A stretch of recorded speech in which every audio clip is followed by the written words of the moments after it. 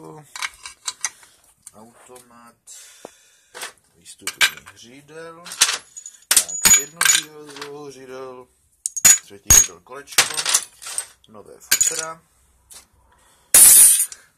vidličku, tyčku, nakopávací segment, tak můžeme složit druhý karter, ano, klíka se točí dobře, tak tohle jde sem, upravou jde o zpátečku, no speciálně odlehčené 2 lamely, šup to tam, řetěz, tak. Zaklopíme to víkem. Je to závodní motor, takže se to musí skládat rychle, takže to uděláme takhle na rychlosponu.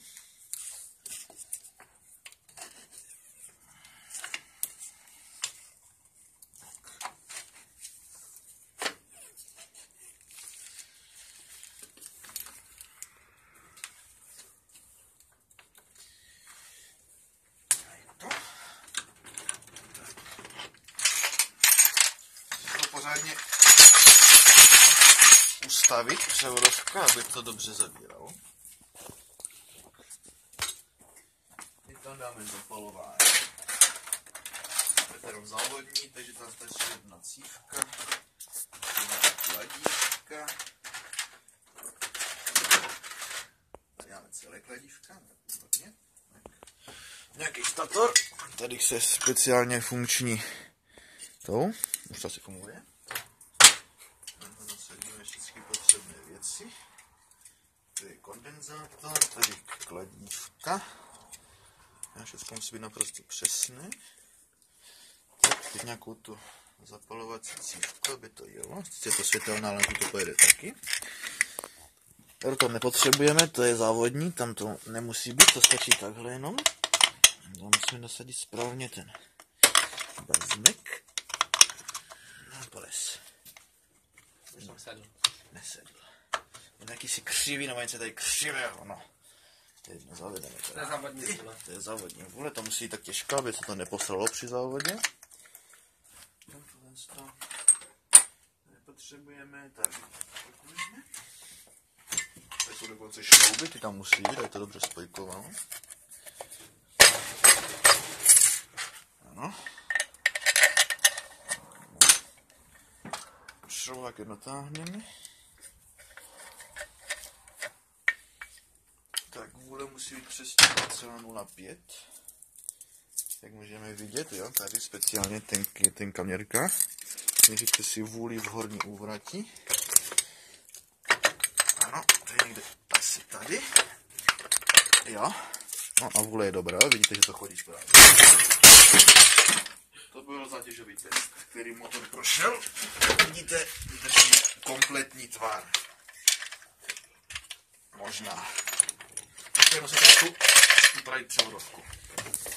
Než nakopávací páka není potřeba, protože závodní stroje se musí dostlačit. No, teď si tam dáme speciální závodní upravený kanál. 10 kanál, jak můžete vidět, se speciální úpravou, to je Nikasil vevnitř. Nikasil, ale vidíte ten speciální tu drážku tady, to je podélná drážka, to je moje vlastně vynález technologie. Se to nasune. Těsnění se dávat nemusí, to těsní samo. To ohnici dá správně. To stačí. Nějaký pís dobrý. Pís dobrý. Uděláme to, musím udělat celé to. Musím najít správný vybrus na to. To je pís babety dokonce. Ano. Ano, ne, takže to nemám správný pís. To nevadí, to tam nejde, to fér. Tady tam dáme všechny, když máte jeden správný, dejte jich tam víc, to si sedne. Po jaké době?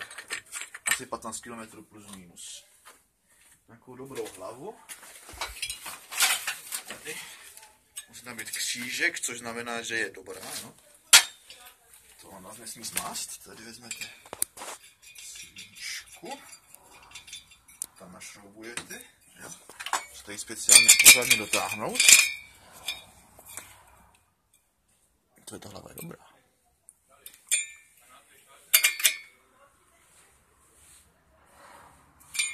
To tam nakreslit ten křížek. Tak, ať se s ní ta svíčka vytáhne. Znám, že to je moc nekvalitní hlava. Další hlavu.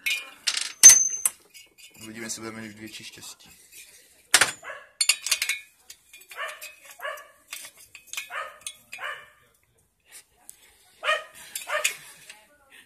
Víc si jdem říct, že já celou dobu žiju v omylu, že ty hlavy jsou špatné, oni přitom jsou dobré, jako jo? Mě říkají, že aspoň jedna není speciálně závodně upravená.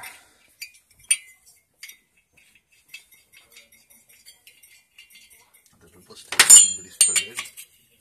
No, konečně. Našel hlavu, která je správná. Ano. Závid je dobrý, takže tam dáme speciální svíčku ze sekačky, na tuto jde úplně nejlíp, to je vyzkoušeno. Jo. Sice musíte mít speciální fajku, ale to vůbec není problém. Našroubujete. Dabejte v hajzlu. Musíte nasadit hlavu. Nabrojuje se ta hlava, nebo to není potřeba? Ne, to není potřeba, to se utěsní teďkom. Je to naprosto zbytečné, jako nikomu nevěřte, že musíte hlavu jako zabrušovat, jo? To je úplně omyl. Stačí pořádně utěsnit. Vážnu si vydraleně, teď se to tady utěsní. Zatísníš to mezi sebou. Je to speciální metoda, že tady nelítá ojnice ani klika. Tady prostě ten valec jezdí na ojnici, jo? To je moje vlastní vynález motoru. Sice to má trošku menší mouky. Takže... Je to v pořádku, ukáž. To je speciální. No tam dávat nebudu, to se nemusí dávat, stačí papírové těsnění. Víte, že tady mám tady papírové těsnění. Dobrý, tak. To je asi všechno, nebo tam dáme upravený karburátor ze Simpsona. Takže s tím to je úplně nejlépe. A to tam jde ze dvou. Buď tento na cesty, nebo dáme tam další do terénu. Ten je vlazený do terénních závodů. Musím tady speciálně namontovat. Asi nějak takhle bych to viděl. Samozřejmě zatěsnit mojí těsnící pastou. Žádný Delort tak kupovat nemusíte, stačí vám takhle upravit karbet ze Simpsona, aby to trhat kořeny v lese jak svině. Tak ještě změříme to. Správný předstih. Tak, musí to být asi 3 cm před horní uvlétí. Vidíme, že je to nastaveno správně, jo? Můžete vidět, přečíst, že to je úplně super. Tak, teď to jo, nastartujeme. Možná. Pokud mi bude hořet svíčka. Nebo zapalím sirky.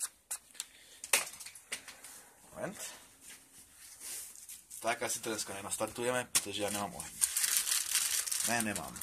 A tak jiskru nějakou budeš mít, ne? A ještě vyfuk se zapomněl. A vyfuk není potřeba. Už je tak odlazené, jako že není potřeba. Já jsem to na koleno ze Simpsona, ale to, víte, já taženou vrchem a to vůbec nešlo, takže radši jezdím bez výfuku, nemá se co urvat. Tak a to je ze skládání motoru vše.